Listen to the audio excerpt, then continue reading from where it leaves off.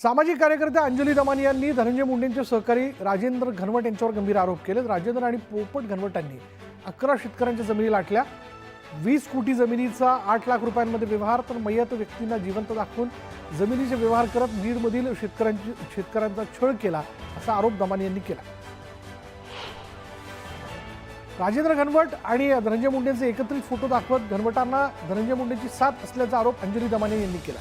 मुंडे कराड घनवटांची एक साखळी आहे। धनंजय मुंडेंसारखे नेते राजेंद्र घनवट यांच्या पाठीशी त्याला पाठीशी घालतात, त्यामुळे सरकारने घनवटची चौकशी करावी अशी मागणी जी ती दमानी यांनी केली।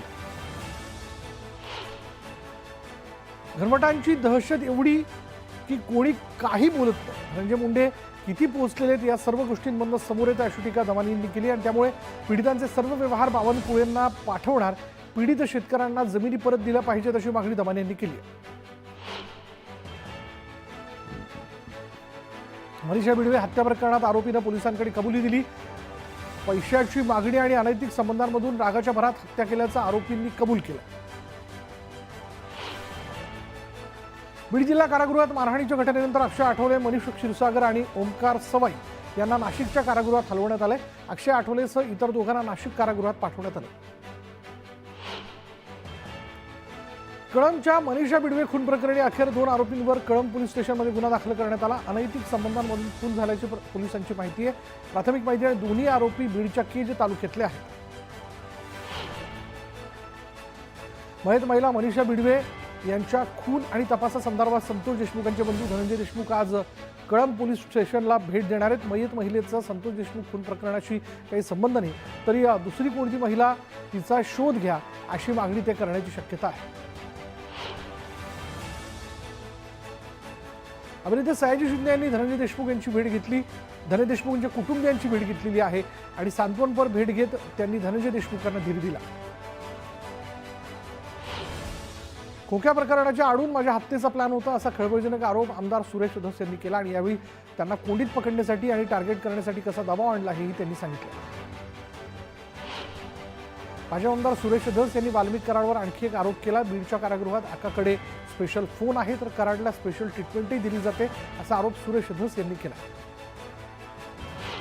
धनंजय मुंडे आणि सुरेश धस हे दोन्ही नेते सत्तेत आहेत, मात्र तरीही एकमेकांवर आरोप करतायत। याचा अर्थ स्पष्ट आहे की गुंडगिरी करणारी माणसं सत्तेत आली आहेत, तर सुरेश धसांनी केलेला आरोप अत्यंत गंभीर असून याची उच्चस्तरीय चौकशी झाली पाहिजे आणि याची गंभीर दखल घेत आरोपींवर कारवाई व्हावी अशी मागणी जी ती विजय वडेट्टीवार यांनी केली।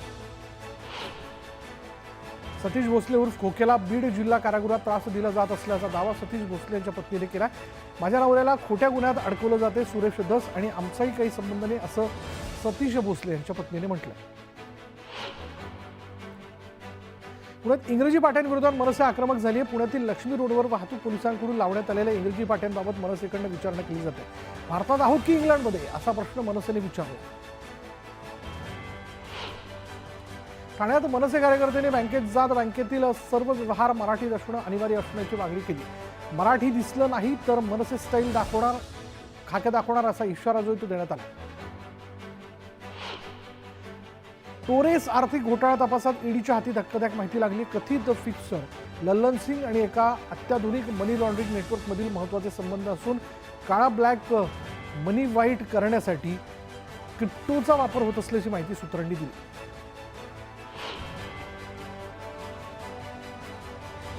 आमदार निलेश राणे कुडाळमधील एका कार्यक्रमादरम्यान भावूक झालेले पाहायला मिळाले। एकेकाळचे कट्टर विरोधक शिवसेनेमध्ये एकत्र आल्याचं पाहून निलेश राणेंनी समाधान व्यक्त केलं। संजय पडते, काका कुडाळकर, दत्ता सामंत यांच्यामुळे मी मोठा झालो अशी भावना निलेश राणेंनी व्यक्त केली। राज्य डबघाईस आलं आणि त्यामुळे वसुली जोरात केली जाणारच, त्यामुळे पैसे वसूल केल्याशिवाय महसूल वाढेलच कसा असा टोला वडेट्टीवारांनी लगावला, तर सामान्य माणसाची लूट होईल, गरीब व्यक्ती भरडला जाईल असा हल्लाबोलही वडेट्टीवारांनी केला। भाजपचे नेते सुधीर मुनगंटीवार यांच्या मनातील खतखत पुन्हा एकदा समोर आली। दिल्लीचे तख्त राखताना चंद्रपूर जिल्ह्याला सोबत घेतल्याशिवाय महाराष्ट्राचा विकास शक्य नाही। चंद्रपूर जिल्ह्याचा एक जोडला तरच या महाराष्ट्राचा 10 नंबर विकास होईल अशी भावना त्यांनी व्यक्त केली। वाशिमच्या मालेगावसह तालुक्यातील शिरपूर आणि इतर गावांमध्ये मोठ्या प्रमाणात अवकाळी पावसाने हाहाकार माजवलाय। अवकाळी पावसामुळे हळदीचं अतोनात नुकसान झालंय। हातातोंडाशी आलेला घास हिरावल्यानं शेतकरी आर्थिक संकटात सापडला। याचे पंचनामे करून भरीव आर्थिक मदत देण्याची मागणी नुकसानग्रस्त हळद उत्पादकांनी केली। नाशिकमध्ये 3 दिवसांचा येलो अलर्ट जो आहे तो देण्यात आलाय। सकाळपासूनच ढगाळ वातावरण असल्याने पावसाची शक्यता आहे, त्यामुळे शेतकऱ्यांच्या पिकाला धोका निर्माण होण्याची शक्यता आहे। शहापूर तालुक्यात सकाळपासून ढगाळ वातावरण आहे। वातावरणात झालेल्या बदलामुळे आंबा आणि भाजीपाला पिकांवर परिणाम होण्याची शक्यता आहे। बुलढाणा जिल्ह्यात ढगाळ वातावरण पाहायला मिळते। लुगणार, सिंदखेड राजा, चिखली तसेच अन्य काही भागात अवकाळी पावसाने हजेरी लावली आहे, त्यामुळे गहू, कांद्यासह फळभाज्यांचं नुकसान झालं। चिपळूणमध्ये अवकाळी पावसाने हजेरी लावल्यानं बागायतदार हवालदिल झालेत। आंबा आणि काजू उत्पादनावर परिणाम होणार असल्यानं बागायतदार शेतकरी धास्तावले। शिरूर तालुक्यातील पश्चिम पट्ट्यातील पाबळ, कानूर, मेसाई या गावांमध्ये पाण्याची भीषण टंचाई जी ती निर्माण झाली आहे। या भागातील बंधारे कोरडे पडले तर विहिरींनीही तळ गाठला असून त्वरित टँकर चालू करण्याची मागणी जी ती ग्रामस्थांनी केली। अकोला जिल्ह्यात उष्णतेत मोठ्या प्रमाणात वाढ झाली आहे। लहान मोठ्या 29 धरणांमधील साठा 35% आलाय, तर 64 गावांची तहान भागवणाऱ्या महान इथल्या काटेपूर्णा धरणात 25% जलसाठा शिल्लक आहे। नाशिककरांसाठी आनंदाची बातमी अशी की नाशिकहून अयोध्येला विमान सेवा सुरू झाली आहे। नाशिकच्या ओझर विमानतळावरून 31 मार्चच्या मध्यरात्रीपासून प्रमुख 35 शहरांसाठी कनेक्टिंग विमान सेवा सुरू करण्यात आली। जळगाव जिल्ह्यातील काही भागांमध्ये वादळी वाऱ्यासह पाऊस पडला आणि या पावसामुळे जळगावच्या भडगाव, चाळीसगाव आणि पाचोरा परिसरातील शेतकऱ्यांचं काही प्रमाणात नुकसान झालेलं आहे। हातातोंडाशी आलेला घास हिरावल्यानं बळीराजा हातात झाला। हिंगोली जिल्हा परिषदेच्या मुख्य कार्यकारी अधिकारीपदी नियुक्ती झालेल्या IAS अधिकारी अंजली रमेश यांनी पदभार स्वीकारला। त्यांची मध्य प्रदेश राज्यातून महाराष्ट्रात बदली करण्यात आली। चाळीसगाव शहरात मोकाट कुत्र्यांनी अक्षरशः धुमाकूळ घातला। शाळकरी मुलांसह वृद्धांना आणि रस्त्यावरून जाणाऱ्या नागरिकांना याचा त्रास सहन करावा लागतोय। यामुळे घरी परतणाऱ्या शाळकरी मुलींवर कुत्र्यानं हल्ला चढवतीचा चावा घेतला। ही सर्व घटना जी आहे ती CCTV कॅमेऱ्यात कैद झाली। मोशी कृषी उत्पन्न बाजार समितीमधील लाल बहादूर शास्त्री भाजी मंडईत भाज्यांची आवक वाढली। शिमला मिरचीचे भाव वाढले असून शेवगा, कारले याचे भाव कमी झाले। छत्रपती संभाजीनगर महापालिका प्रशासनाने आर्थिक वर्ष 2024-25 मध्ये एप्रिलपासूनच मालमत्ता कर आणि पाणीपट्टी वसुलीवर भर दिला होता, मात्र तरीही गतवर्षीचा 185 कोटी वसुलीचा रेकॉर्ड ब्रेक करणं प्रशासनाला जमलं असून 700 कोटींच्या टार्गेट पुढे 183 कोटीचीच वसुली करण्यात यश आलं। नागपूर मुंबई समृद्धी महामार्गावरील प्रवास आजपासून भागलाय। महाराष्ट्र राज्य रस्ते विकास महामंडळाने आजपासून टोल दरात 19% वाढ केलेली आहे। छोट्या वाहनांना 1080 ऐवजी 1290 रुपये मोजावे लागणार। अहिल्यानगर जिल्ह्यातील लोणी बुद्रुक इथे एका विवाहित महिलेनं अंगावर ज्वलनशील पदार्थ टाकून पेटून घेत आत्महत्या केली। उपचार दरम्यान तिचा मृत्यू झालाय। माहेरून पैसे आणण्यासाठी वारंवार मानसिक आणि शारीरिक त्रास देत मारहाण करणाऱ्या पतीसह सासू-सासऱ्यांवर पोलिसांनी गुन्हा दाखल केला। अहिल्यानगर जिल्ह्यातील अनेक शेतकऱ्यांनी जिल्हा बँकेकडे कर्ज मर्यादा वाढवण्याची मागणी केली होती। अहिल्यानगर जिल्हा बँकेनं शेतकऱ्यांना मोठा दिलासा देत कर्ज मर्यादा 30,000 रुपयांवरून 40,000 रुपयांपर्यंत वाढवण्याचा निर्णय घेतला।